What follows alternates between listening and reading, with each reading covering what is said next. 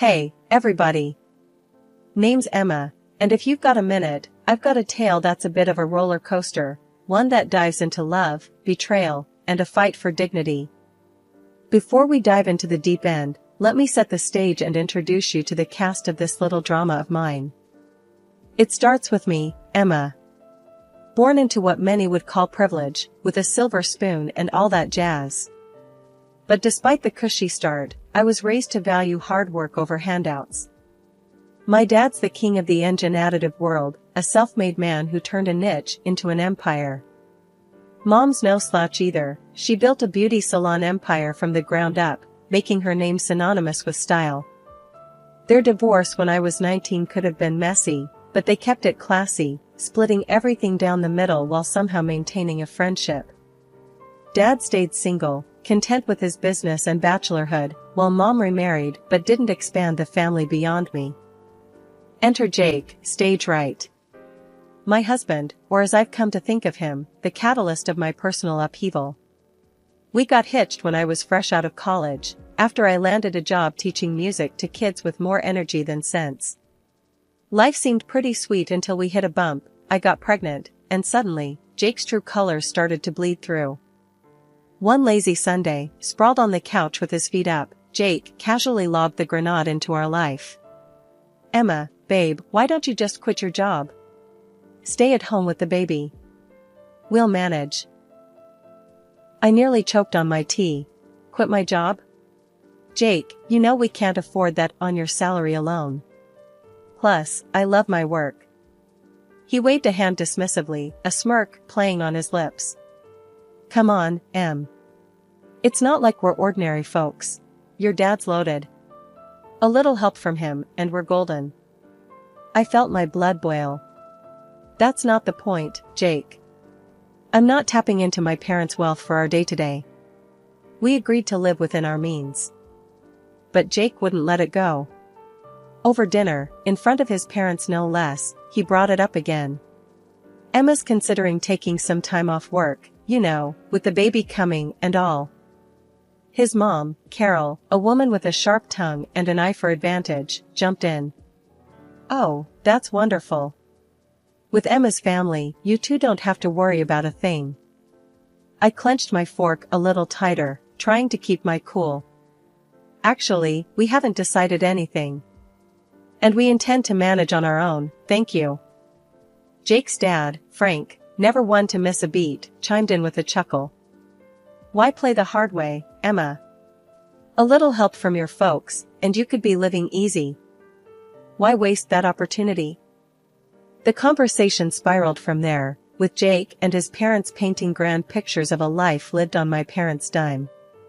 Every word felt like a betrayal, twisting the knife a bit deeper.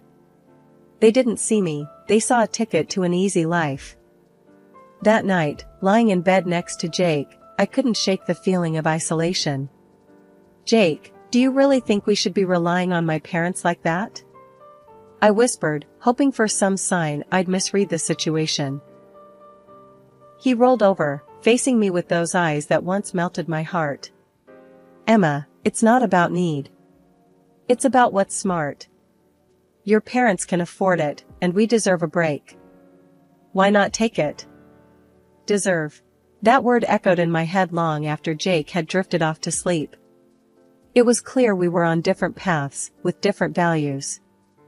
I lay awake, staring at the ceiling, wondering how I'd missed the signs, and where we went from here.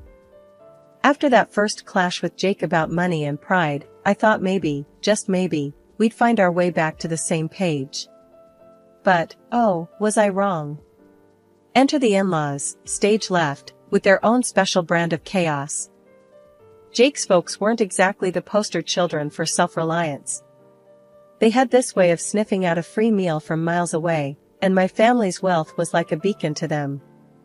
One evening, we're all sitting around our cramped living room, and Frank's going on about this new business opportunity that just needed a small investment to get off the ground. So, Emma, darling, Carol starts, her voice dripping with that fake sweetness that could give you cavities. With your family's resources, I bet you could easily help us out. It's such a sure thing. I tried to keep my cool, really I did. Carol, Frank, I've told you before, we're managing our finances independently. My parents' money isn't part of this equation. But Frank, oh, he's got the persistence of a door-to-door salesman. Come on, Emma. It's not like you'd feel it. What's a few thousand to your dad? He probably spends that on golf in a weekend. The audacity floored me. Here they were, sitting in our home, eating our food, and they had the guts to treat my family's hard-earned money like it was theirs for the taking. Jake tries to play mediator. Maybe they have a point. It's just a loan, right? We could help out family. Family? I nearly choked on the word.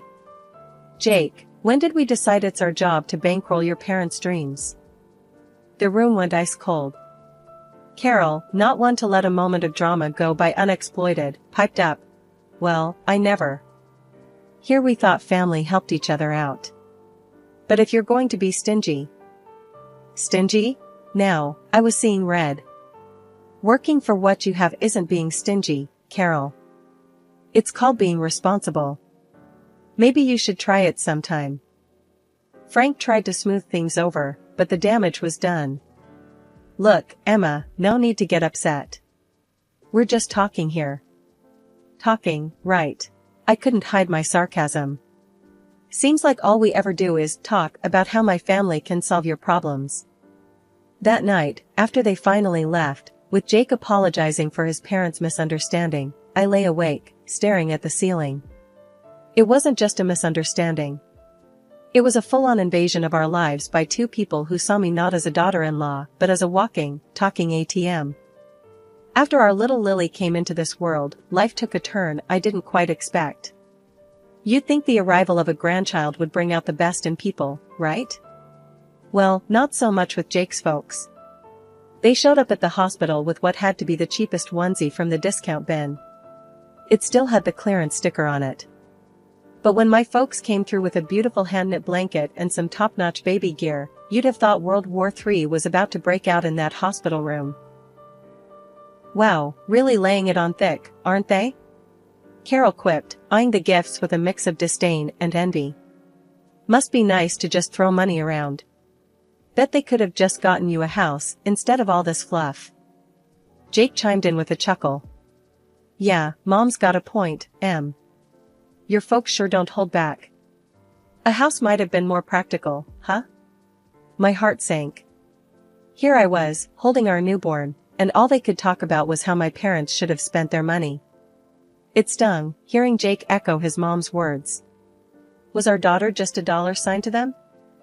I tried to keep the peace, biting back my growing anger. Well, it's not about the price tag, right? It's the thought that counts. But Frank wasn't about to let it go. Oh, sure. But when you think about it, a nice little investment in property, now, that's a gift that keeps on giving. The ride home from the hospital was tense. Jake tried to smooth things over, saying his parents were just old-fashioned and didn't mean anything by it. But the seed was planted. Doubts started creeping in about why Jake really married me. Was it love, or was my family's bank account the main attraction? A few weeks later, during one of their unsolicited visits, Carol brought it up again. We were all crammed in our living room, Lily fussing in my arms, and Carol couldn't resist a jab at the new stroller my mom had bought us.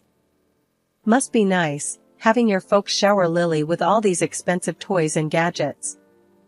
Though, a contribution to a house fund would have been more useful, don't you think, she said, her voice dripping with that passive-aggressive tone I'd come to dread. Jake, sitting beside his mom, nodded. Actually, babe, we've been talking. Maybe your parents could help us out with a down payment instead of more baby stuff. Makes sense, right? I was floored. Not only were Jake's parents relentless, but now Jake was on board with turning our daughter's birth into a bargaining chip for financial gain.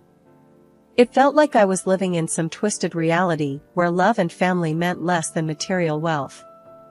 Is that what this is about for you, Jake? Using my parents for money? I couldn't hide the hurt in my voice. I thought we were in this together, for better or worse, not for richer or poorer. Jake looked taken aback, but Carol just sniffed. Well, when your wife's parents are rich, it's only practical to think about these things. After they finally left, I lay awake, staring at the ceiling, Lily asleep beside me.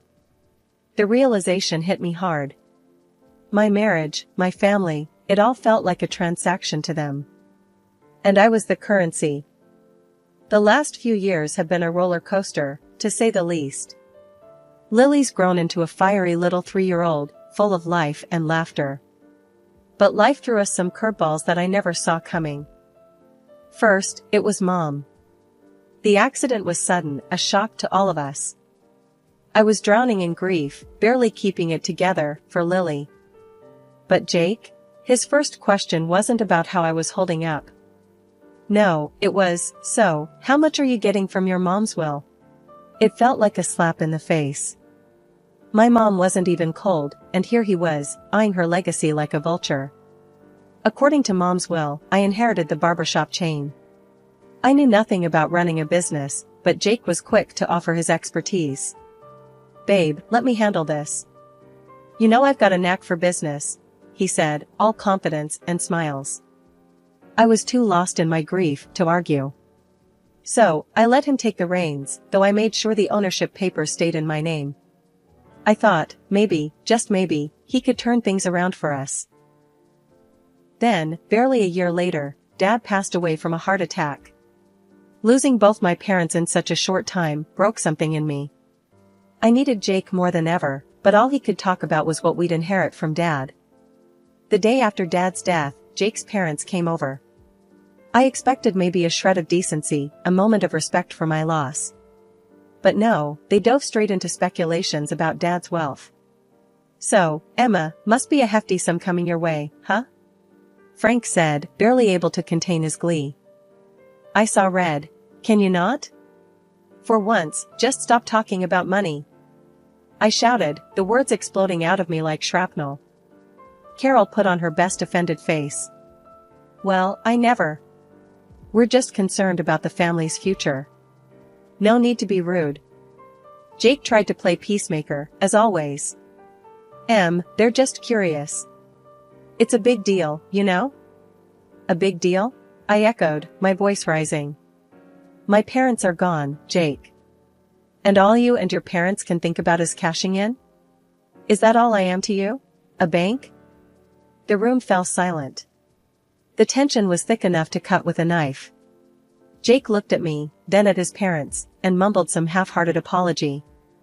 But the damage was done. I couldn't stand the sight of them, their greed, their complete lack of empathy. Get out, I said, my voice steady, but cold. They left, Carol muttering under her breath, Frank with a scowl. Jake lingered, trying to justify his parents' behavior. But I was done listening. 2 days after my dad died, Jake comes bouncing through the doorway earlier than usual. Babe, I've got awesome news. He beams at me, barely containing his excitement. I've struck a deal to sell the hairdresser chain. Can you believe it? My jaw nearly hit the floor. What? You did what without even asking me? I was fuming, feeling a mix of betrayal and disbelief. Before we could really dive into it, his folks showed up, ready to party like we'd hit the jackpot. They brought in this feast from some fancy restaurant and a bunch of brochures that screamed high roller. Carol was all smiles, waving those brochures in my face. Guess what, honey? We've sold the old condo and put down a deposit on a beach house. We're all moving to the coast. I stared at her, feeling like I was trapped in some bad dream. Hold on. You what? Nobody asked me about moving. I don't want to live by the beach, with all that humidity and the winds, with a kid. Are you out of your mind? Carol just waved off my concerns like I was talking about the weather. Oh, don't you worry about that. We've also booked a cruise. You should come with us. It'll be fabulous. Where's this money coming from? I asked, my patience wearing thin. Well, darling, with your father's passing and the sale of the salons, money's no object now. We're set for life. Think about it, yachts, private jets. We're living the dream. Carol's eyes were practically sparkling with dollar signs. I turned to Jake, utterly dumbfounded. Why are we even talking about selling my mom's business again? And what's this nonsense about being set for life? Babe, it makes sense. Managing both businesses will be too much. We gotta focus on what's more profitable. It's for our future, for our daughter's future. I couldn't believe what I was hearing. The greed, the audacity, it was all too much. Show me the financials for the salon, I demanded. I want to see everything before we make any rash decisions. Jake squirmed, avoiding eye contact. Look, it's all about our future, about making sure we're comfortable. His parents joined the chorus, pressing me to just let go and enjoy the windfall. But looking at them, all I could see were vultures circling. Why the rush to sell the hairdresser shops again? I pressed, needing answers from Tom. Jake shrugged, the picture of faux reason. Look, babe, after your dad's gone, juggling both businesses just doesn't make sense. We gotta focus on what brings in more dough. The car oil thing is a gold mine, compared to the salons. His folks perked up at this, chiming in with their 2 cents. Darling, think about it. Selling those little shops could give you a life of luxury. Why waste your time on them? His mom cooed, her voice dripping with greed. The sight of them, practically salivating over my inheritance, made my skin crawl. I want you to leave. Now, I said, my voice firm, my resolve stronger. This is a time to mourn my father, not feast on what he left behind. Jake tried to interrupt, but I cut him off. And another thing, this is my inheritance we're talking about. Mine. You and your parents have no say in this. The air turned icy as they realized I wasn't the pushover they thought I was. With heavy steps and heavier scowls, they left, leaving me to ponder the lonely battle ahead. The dawn after my father's funeral found me in a fog of grief, the world around me dulled to a monotonous gray. That's when Jake decided to inject his version of color back into our lives. Over a breakfast that tasted like cardboard, he launched into his agenda. We need to call a meeting with the founders of your father's company, pronto. Jake stated, his voice slicing through the quiet like a knife. I paused, a piece of toast halfway to my mouth, and stared at him. Jake, my father has just been buried. Can't this wait? I need some time to process everything. He waved off my concerns with a flick of his hand. Time is money, babe. We need to act fast. Frustrated and seeking clarity, I reached out to our family lawyer, asking for a breakdown of the barbershop chain's status and a primer on my father's business dealings. Information, I hoped, would give me some ground to stand on. A month whirled by in a blur of legal jargon and financial statements until Jake, accompanied by his parents, descended upon our house once more, each of them bursting with unsolicited advice and greed-laden suggestions. Without so much as a hello, Jake dove right in. You know, I've been thinking, I'm the right man to lead your dad's company. The audacity of his claim left me speechless, but he wasn't done. And, I'll need a new car. Something that screams business mogul. The latest BMW should do the trick. Before I could even muster a response, Carol chimed in with her own outrageous demands. The coastal house is nearly ready. We just need to throw in another $300,000, plus some for furniture. And, dear, I expect you to set up an account for me. I need to maintain my lifestyle, after all. After listening to their endless demands, I knew what I had to do. It was like a switch flipped inside me. No more Mrs. Nice Gal. Clutching the divorce papers like a shield, I stepped forward, interrupting their chatter. Jake, we need to talk, I announced, placing the papers before him on the coffee table. He picked them up, a frown creasing his forehead. What's this, then? His attempt at nonchalance couldn't hide the tremor in his voice. Divorce papers, I stated, every word deliberate, icy.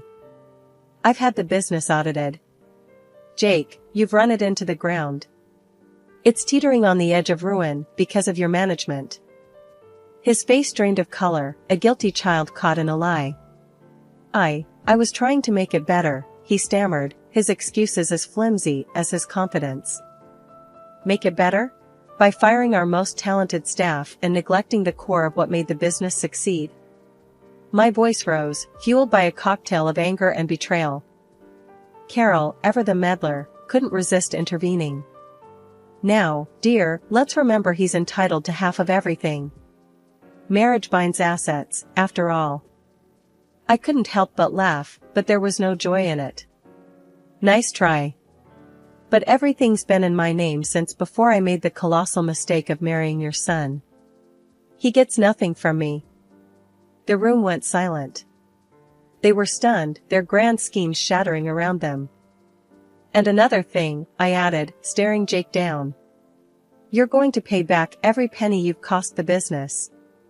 Every single penny." When the reality of the divorce finally hit Jake, his reaction was to desperately grovel, pleading with me to reconsider. "Please, can't we talk about this? There has to be another way," he begged, his voice cracking with desperation. His parents, not to be outdone in the drama department, launched into their own tearful performance. They lamented about sinking all their funds into the coastal house, a property now hanging by a thread without the next installment.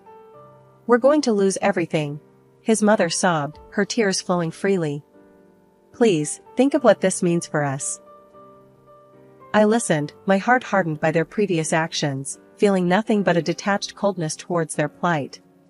"Sorry, but that's your mess," I stated, my tone unwavering. With a newfound resolve, I guided them to the door, closing it, and this chapter of my life, behind them. In the days that followed, I didn't allow myself to dwell on the past. Instead, I focused on the future, selling the apartment that Jake and I once shared. The sale provided just enough for a quaint, welcoming house that promised a new beginning for my daughter and me. Stepping into our new home, I felt a weight lift off my shoulders, a sense of peace enveloping us in a way that had been missing for too long. The wheels of justice turned slowly but surely, and when they finally caught up with Jake, he was ordered to compensate for the turmoil he'd inflicted on the hairdresser chain. The courts determined that his recklessness had a price, and he was forced to liquidate his share of our old apartment to meet his financial obligations. Watching him being held accountable for once felt like a bittersweet vindication for the hardship he'd put us through. Out of nowhere, my phone rang one day, and on the other end was my former mother-in-law, her voice laced with desperation. "We're in a bind. We need help to buy a place, any amount would help," she pleaded, her audacity leaving me incredulous. I took a deep breath, collecting my thoughts, before responding. "You made your bed," I replied, my tone steady and resolute. "It's time you lie in it." Ending the call, a mix of emotions washed over me, anger at their continued sense of entitlement, but also a profound sense of freedom from their clutches. After everything that went down with the divorce and wrestling back control over my mom's hairdresser chain, life finally started to brighten up again. It was a tough climb, but gradually, the salons began to find their old spark. Bringing back those top stylists we'd lost felt like a victory parade. Watching them walk back through those doors, ready to bring their magic back to our chairs, it was like watching the place come alive again. Turns out, I was more cut out for the business world than I'd ever imagined. Each day was a new lesson, a new surprise about what I could achieve. If it hadn't been for being cornered by life's cruel twists, I might never have uncovered this side of me. Handling my dad's car oil business was another mountain to climb. For now, I decided to bring in a manager to steer the ship while I got my bearings. "It's all yours for now, but keep me in the loop," I told him, making it clear I was still in charge. "Once Lily's old enough, maybe around 20, I'm thinking of passing it to her if she's interested. I want her to have options, to choose her path. Meanwhile, I'm dipping my toes into it, learning the ropes."